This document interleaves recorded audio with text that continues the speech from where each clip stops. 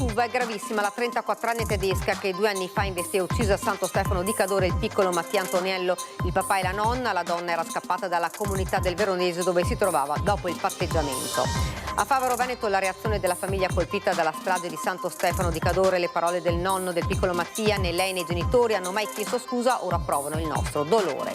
I carabinieri di Cuneo sgominano una banda che un anno fa si era trasferita dal Piemonte al Veneto mettendo a segno 27 furti in abitazione tra il Vicentino e il Veronese, 6 gli arresti. 13enne preso a calci e pugni in centro per rubargli l'iPhone. Gli aggressori, 2 minorenni denunciati dalla polizia a Padova. Dai leoni della Basilica di San Zeno a decine di vetrine del centro, monumenti e negozi di Verona imbrattati da un 26enne dell'area antagonista incastrato dalle telecamere.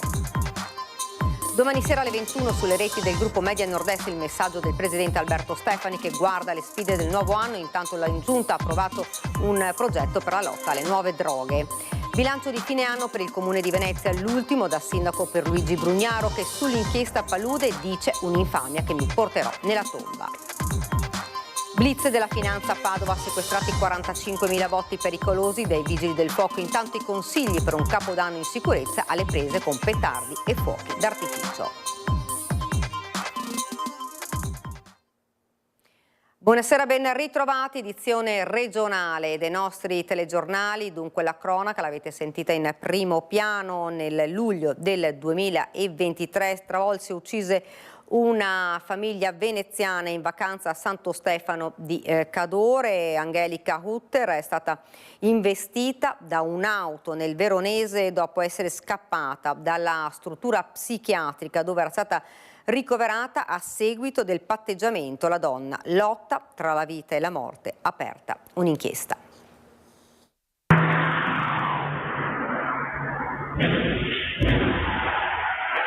Era il 6 luglio del 2023 quando l'auto di Angelica Hutter a Santo Stefano di Cadore falciò l'esistenza di un'intera famiglia di Favaro Veneto: il piccolo Mattia, 2 anni appena, il papà Marco Antoniello, 47, la nonna 64enne Maria Grazia Zuin. Stavano passeggiando in quella che doveva essere solo una vacanza in montagna nel cuore del Comelico quando vennero travolti dall'Audi A3 nera della donna tedesca, oggi 34enne, che in queste ore sta lottando tra la vita e la morte perché investita dall'auto di un 77enne veronese sulla strada provinciale 19 a Ronco all'Adige, e questo durante la fuga dalla casa di cura psichiatrica Casa Don Girelli, dove si trovava ricoverata dopo aver patteggiato una pena a 4 anni e 8 mesi proprio per quel terribile triplice omicidio stradale. Una scia di orrore e tragiche coincidenze su cui adesso si cerca di fare luce con la polizia stradale di Legnago, che ha aperto un fascicolo per lesioni.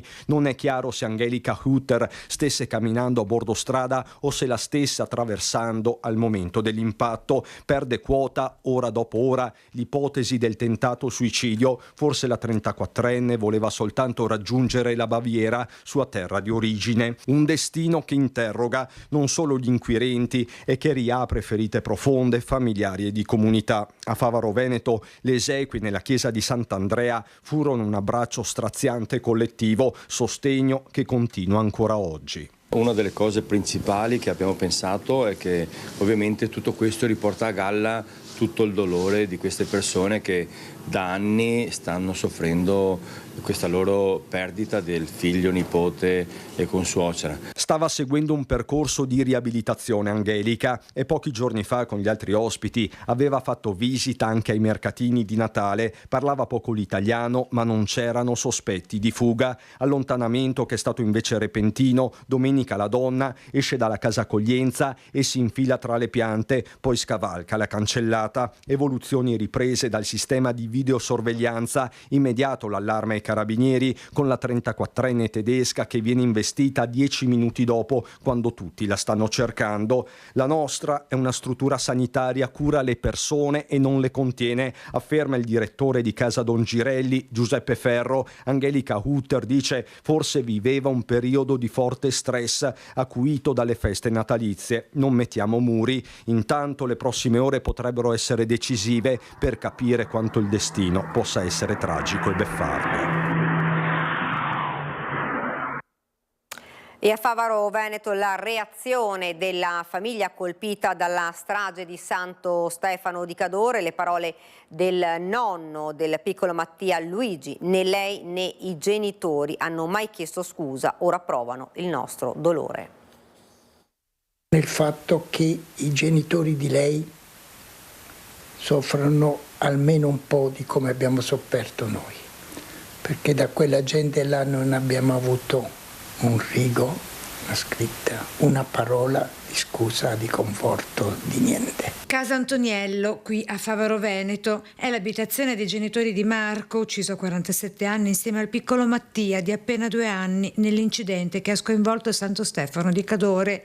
Ad aprirci sono i nonni Ida e Luigi. Le parole di nonno Luigi non cercano vendetta, ma restituiscono tutta la profondità di un dolore che non conosce tregua. Il valore di loro figlia, se soffrono per la loro figlia, almeno che soffrissero un attimo di come abbiamo sofferto noi. Perché il dolore non si può calcolare. Non si frangella. No, perché quel dolore è eterno. La notizia dell'incidente che ha coinvolto Angelica Hutter l'avevano vista scorrere in televisione poco prima del nostro arrivo, proprio durante il nostro telegiornale. Un colpo improvviso che ha riaperto ferite mai rimarginate, ci dice nonno Luigi. Il stesso trauma. E mi è balzata alla mente lei, diciamo, in mezzo alla strada, diciamo, come erano i miei, solo che i miei purtroppo erano coperti da un lenzuolo e che lei è stata soccorsa. Mi auguro che ce la faccia. Un dolore disumano, la tragedia causata da Angelica, un dolore che resta anche quando il tempo passa e che nessuna notizia potrà mai cancellare. Io mi sarei aspettato almeno un rigo di scuse da parte dei genitori, come esseri umani, perché se mio figlio avesse fatto anche una piccolissima parte di quelle che aveva fatto sua figlia, anche se la ritenevano malata, è stata ritenuta malata, era mio dovere chiedere scusa. Quello che ho fatto ancora ha aumentato ancora più il dolore, più la sofferenza. La colpa, se lei era fuori, è delle leggi italiane. Dargli tutte le attenuanti possibili.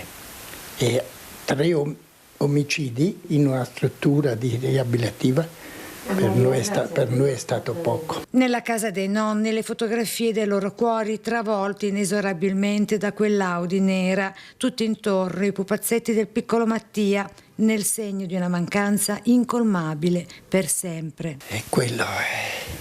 E noi, purtroppo per noi c'è l'ergastolo a vita.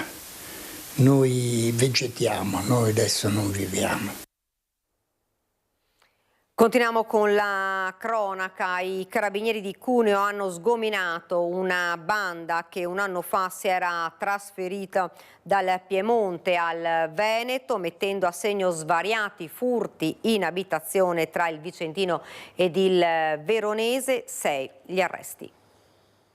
Erano organizzatissimi e ben attrezzati i componenti di una banda dedita a furti in appartamento, fermata dopo quasi un anno di indagini dai carabinieri di Cuneo, dopo appostamenti e monitoraggi continui. Si tratta di 6 astigiani di etnia Sinti tra i 27 e i 41 anni, sottoposti a misure cautelari emesse dal GIP di Vicenza. Proprio nel territorio iberico, ma anche in parte del Veronese, si erano verificate le razzie durante le festività natalizie del 2024 e l'inizio di quest'anno. La banda è accusata di 27 furti in abitazioni, da cui avevano asportato denaro, gioielli, orologi di pregio, ma anche armi e munizioni. Agivano in gruppi di 3, mentre i complici davano un supporto all'esterno. I malviventi si tenevano in collegamento audio tra loro grazie a ricce trasmittenti con tecnologia all'avanguardia.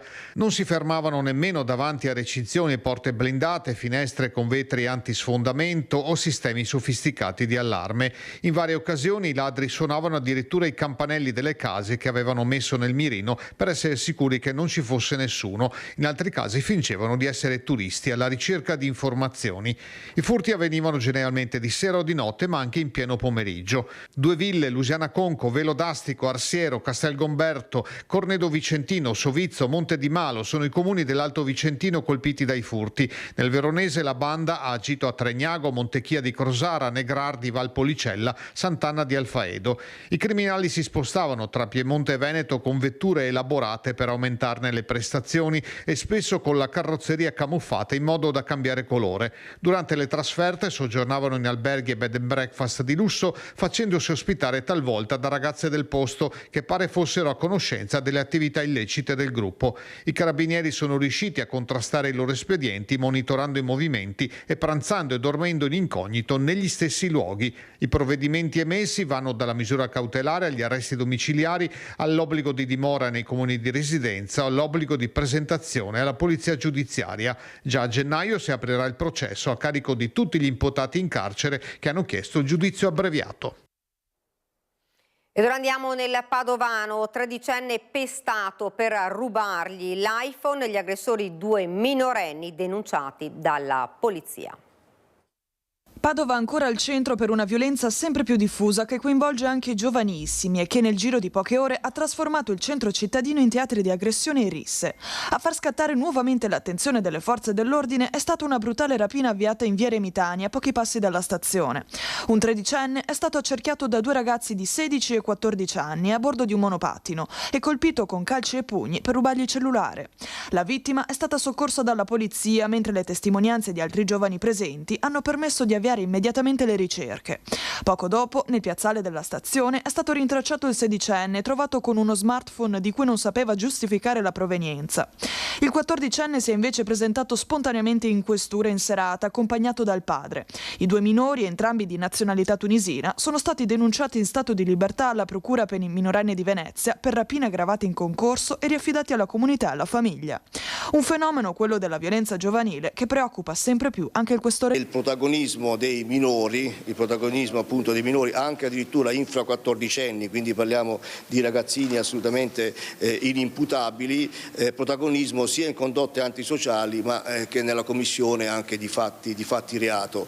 Ecco, la riflessione qual è? È chiaro che i minori, i giovanissimi, i preadolescenti, noi tendiamo a definirli come il futuro, invece sono già il nostro presente, dobbiamo tutelarli e quindi anche, ripeto, gli strumenti che ci sono, come gli avvisi orali, gli ammonimenti, servono a fare loro da richiamo, servono praticamente a cercare di costruire quel senso della consapevolezza, dell'antisocialità di una condotta che pongono in essere al fine di renderli responsabili. Dall'inizio dell'anno sono 132 i minori segnalati o denunciati, un dato in aumento rispetto allo scorso anno. C'è effettivamente un aumento dell'incidenza di questi fenomeni e per i più giovani e giovanissimi questo è un fenomeno che ovviamente va seguito con attenzione. È spesso legato a fenomeni di marginalità sociale o di incapacità di genitori disorientati di costruire un rapporto di rete adeguato con i propri figli.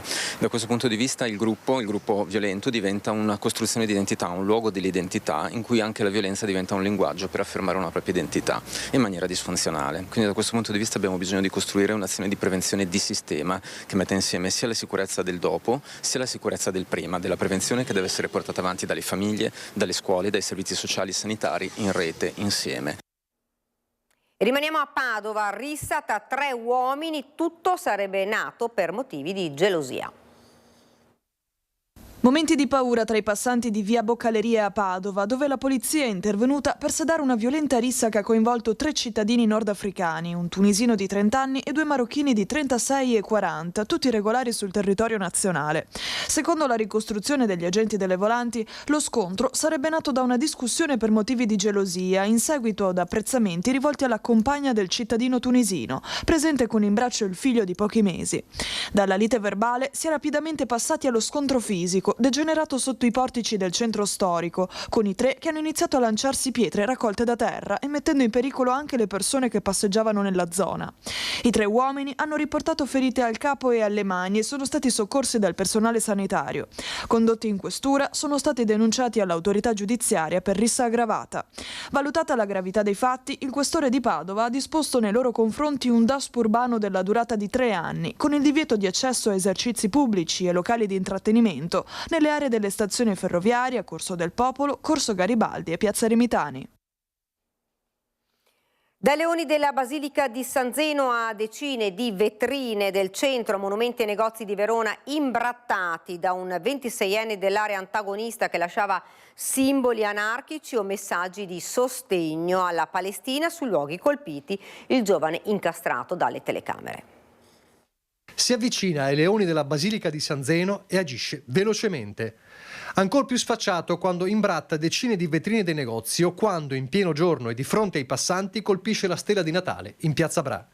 Una trentina di raid in appena 3 giorni, dal 23 al 26 dicembre, per il vandalo di Natale incastrato dalle telecamere di sorveglianza che lo hanno immortalato, consentendo alla polizia di denunciarlo. 26 anni, nato a Brescia ma cresciuto e residente in città, con precedenti per resistenza pubblica ufficiale e danneggiamento, vicino agli ambienti dell'area antagonista. E infatti, oltre alla A di anarchia, siglava il suo passaggio anche con messaggi di sostegno alla causa palestinese.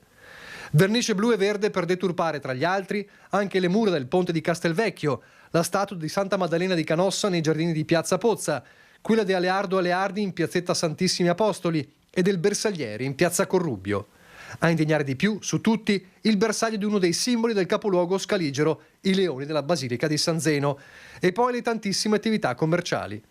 Conscio o meno di essere ripreso dalle telecamere, ha continuato ad agire senza problemi fino a quando la polizia lo ha bloccato in stazione con ancora addosso gli abiti macchiati di vernice. La denuncia nei suoi confronti prevede la pena della reclusione da 1 a 6 mesi e la multa da 300 a 1.000 euro. In caso di condanna, inoltre, il giudice potrebbe disporre nei suoi confronti l'obbligo di ripulire o di sostenere le spese di ripristino dei luoghi colpiti. Ed ora la politica, domani sera alle 21 sulle reti del gruppo Media Nord-Est, il messaggio del presidente Alberto Stefani che guarda alle sfide del nuovo anno sociali ed economiche. Intanto in giunta è approvato un nuovo progetto per la lotta alle nuove droghe. Abbiamo messo a disposizione oltre 200.000 euro per attivare una rete regionale di contrasto alle nuove sostanze psicoattive e quindi la necessità di garantire non solo prevenzione ma anche un forte contrasto allo spaccio e soprattutto all'utilizzo ovviamente di queste sostanze. Un mercato che non conosce crisi, sempre più insidioso perché subdolo, con l'incubo fentanyl che forse è uno degli aspetti più evidenti e discussi. L'ultimo provvedimento dell'anno è dedicato alla lotta alla droga, in particolare alle nuove frontiere dello spaccio e delle dipendenze. Alberto Stefani su questo fronte accelera con un progetto in collaborazione con la Presidenza del Consiglio dei Ministri. Saranno messi a disposizione delle aziende sanitarie locali, in particolare di quelle che si occupano in maniera specifica della lotta e del contrasto all'utilizzo delle sostanze stupefacenti. L'iniziativa rientra in quella priorità sociale che resta il vero pallino del nuovo governatore, che nell'ultimo giorno dell'anno è pronto a rivolgere un messaggio a tutti i veneti attraverso le emittenti del gruppo Media Nord-Est, a reti unificate su Antenna 3, Rete Veneta, Tele Nord-Est, sociale ma non solo. Le sfide per il nuovo anno sono tante. Vi aspetto domani sera alle ore 21 su Media Nord-Est per gli auguri di un felice anno nuovo da vivere insieme. Il bilancio di fine anno in Comune di Venezia coincide anche con l'ultimo da sindaco per Luigi Brugnaro. In 11 anni ho messo a posto la città, ha detto Brugnaro, e sull'inchiesta Palude un'infamia che mi porterò nella tomba. Mi mancano 11 anni di marchette, di contributi, perché del genio non si è tolto da umano. La mia società, mi sono tolto dal comune e non mi so pagare neanche i contributi e adesso vado in pensione con meno soldi. Questa è la realtà. Io sarei quello che dovrebbe rubare, Cioè questa è un'infamia che mi porterò nella tomba a prescindere da come finirà, però continuo a credere nella magistratura. L'indagine della Procura di Venezia rimane una ferita aperta. Lo sfogo del sindaco Luigi Brugnaro arriva improvviso, nel mezzo di un discorso di oltre mezz'ora, tenuto prevalentemente a braccio durante la conferenza stampa di fine anno. Ma l'ombra dell'inchiesta Palude si allunga anche sul 2026. Tra gennaio e marzo sono già state fissate 3 udienze in tribunale che accompagneranno inevitabilmente la prossima campagna elettorale, perché quella al municipio di Mestre e per Brugnaro anche l'ultima conferenza stampa di fine anno da sindaco. Noi lasciamo una città sana, lasciamo un'organizzazione pulita, lasciamo dei dirigenti, dei dipendenti valorizzati, carichi, io li ringrazio tutti. L'intervento del sindaco, preceduto da quello di assessori e consiglieri delegati, ognuno su quanto fatto tra le materie di propria competenza, diventa presto anche un bilancio di 11 anni di amministrazione della città, un viaggio lungo 2 mandati elettorali che il Covid ha allungato oltre il decennio previsto. Giuro di osservare lealmente la Costituzione italiana. Gli esponenti della Giunta Brugnaro sostengono che da quel 2 luglio del 2015 c'è stato un lavoro continuo che ha migliorato la situazione in ogni campo, dai conti pubblici ai servizi ai cittadini. Questo nonostante le continue proteste, dice il sindaco, di partiti di opposizione, comitati e associazioni varie. Ma può essere che una città va avanti così? Cioè, la città non va avanti con questa gente qua, non andiamo da nessuna parte, ragazzi, andate a votare, mi adesso ho finito il mio mandato, adesso per 6 mesi, però vi imploro, vi prego, cioè, non date di nuovo la città in mano, perché questi giapponi in 6 mesi adesso fanno un lavoro in 12 anni. Guardate, distruggere ci metti un attimo, costruire ci metti 10 anni. Abbiamo una città che è a posto adesso. E su una delle ultime polemiche, la nomina di Beatrice Venezia, direttrice musicale della Fenice, Brugnaro lancia un'idea. Facciamo una tournée all'estero con l'orchestra e la Venezia che dirige. Paghiamo noi, trovo il sistema, Comazzi, gli faccio tirare fuori i soldi al governo, da qualche parte gli troviamo uno sponsor, qualcosa, andiamo a fare un concerto all'estero, in maniera tale che siamo in campo neutro, per capirci, pensavo adesso i sospetti oggettivamente penso li avreste anche voi, e vediamo effettivamente se si riesce a trovare una qualche forma di minima di convivenza. La Fenice sarà uno degli ultimi nodi da sciogliere prima della fine del mandato e l'inizio di una nuova fase. Andremo a votare a maggio e dopo mi occuperò un po' della mia famiglia, che francamente ho 5 figli, per cui, e poi la mia azienda, il mio lavoro, le mie passioni che ho lasciato da parte. Poi quando avrò finito, spero il prima possibile, ma sarà ai tempi della magistratura, cioè va bene, cioè, quando avrò finito continuerò a occuparmi di politica. Maxi sequestro della Guardia di Finanza di Padova, confiscati più di 45.000 fuochi d'artificio pericolosi.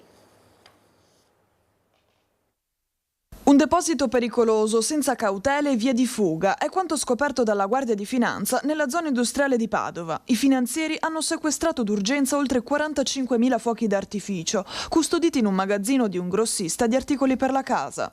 Il titolare è stato per questo denunciato alla Procura per commercio abusivo di materie esplodenti e per omissione colposa delle misure di sicurezza sul lavoro. L'operazione è scattata dopo il monitoraggio delle attività economiche legate alla vendita di articoli pirotecnici. A insospettire gli investigatori un'anomala movimentazione di colli privi di indicazioni sul contenuto. Con l'intervento dei vigili del fuoco è stato accertato che i botti erano stoccati insieme a un materiale altamente infiammabile in un'area non autorizzata e proprio lungo la via di fuga. Il materiale è stato affidato a un operatore specializzato per lo smaltimento. Botti di fine anno, evitare i più pericolosi e accenderli sempre in sicurezza, i consigli dei vigili del fuoco. Petardi, fontanelle luminose, botti di Capodanno, un elemento immancabile dei veglioni di San Silvestro. Massima attenzione viene richiesta quando vengono accesi in casa e l'acquisto dei prodotti deve essere sicuro. I botti anch'essi quando vengono acquistati non devono essere acquistati in luoghi, in negozi non autorizzati alla vendita degli stessi, cioè a volte vengono comprati su bancarelle, che per carità può anche essere fatto. Anche lì dobbiamo verificare che siano botti con una corretta marcatura CE, quindi idonei ad un utilizzo domestico. A proposito dell'uso domestico, l'appello dei vigili del fuoco è quello di accendere petardi e botti sempre all'aperto. Tanti accorgimenti sono legati a come vengono utilizzati i botti, ovvero devono usualmente essere utilizzati all'aperto, devono essere utilizzati senza che vengano puntati su altre abitazioni oppure su autovetture. men che meno ovviamente su persone o animali, ma l'altra attenzione è che non devono, qualora vengano buttati all'aperto come viene normalmente fatto, non vengano buttati dove ci sono per esempio delle case con delle tende tirate, dei panni stesi. Massima cautela anche quando devono essere recuperati i botti inesplosi. E altra cosa importante, e questo lo dico prevalentemente per i bambini e i ragazzi, non raccogliere fuochi e botti inesplosi, perché potrebbero a loro volta invece attivarsi nel momento della raccolta, e se si vogliono raccogliere per eliminarli, smaltirli, è bene magari prima bagnarli, in maniera che perdano, qualora questi non siano già stati precedentemente attivati, perdano la loro capacità di attivarsi. Non si ferma la mobilitazione in tutta Italia per chiedere la liberazione di Alberto Trentini. Armanda Colusso, la mamma di Alberto, ha scritto anche a Papa Leone. Armanda Colusso, mamma di Alberto Trentini, ha scritto anche a Papa Leone XIV per chiedere e invocare l'aiuto del Santo Padre affinché il figlio, cooperante veneziano originario del Grillo di Venezia, possa tornare a casa al più presto. La lettera sarà letta nella grande manifestazione che Articolo 21 ha promosso con il coordinatore nazionale Giuseppe Giulietti il 1 gennaio, primo giorno del 2026, nella piazza principale di Assisi, ma la richiesta di libertà per Alberto risuonerà forte anche l'ultimo giorno del 2025, attraverso le parole pronunciate da Don Luigi Ciotti a Catania in occasione della 58esima Marcia per la Pace dei Vescovi Italiani, promossa dalla Conferenza Episcopale Italiana con le associazioni dalla città santa di Assisi. Per Alberto saranno in piazza in tantissimi. Grazie al Comune di Assisi e grazie a tutte le associazioni civili e religiose che hanno già detto sì. E saranno in piazza il 1 gennaio dalle ore 12 per chiedere la liberazione di Alberto Trentini. Giulietti è già giunto ad Assisi per organizzare la mobilitazione. E leggeremo anche la lettera che la mamma ci ha mandato, molto bella, toccante, e la lettera che la mamma ha mandato a Papa Leone, invocando anche il suo aiuto. Il 1 gennaio saranno 412 giorni che Alberto Trentini è chiuso in un carcere a Caracas, senza nessuna accusa, senza poter parlare con la sua famiglia se non alcune brevi telefonate. Non sappiamo nient'altro, vorremmo che tutta Italia facesse qualcosa per Alberto. Ed è davvero tutto per questa edizione del nostro telegiornale. Ora la sigla e le previsioni del tempo. Grazie per averci seguito. Buona serata.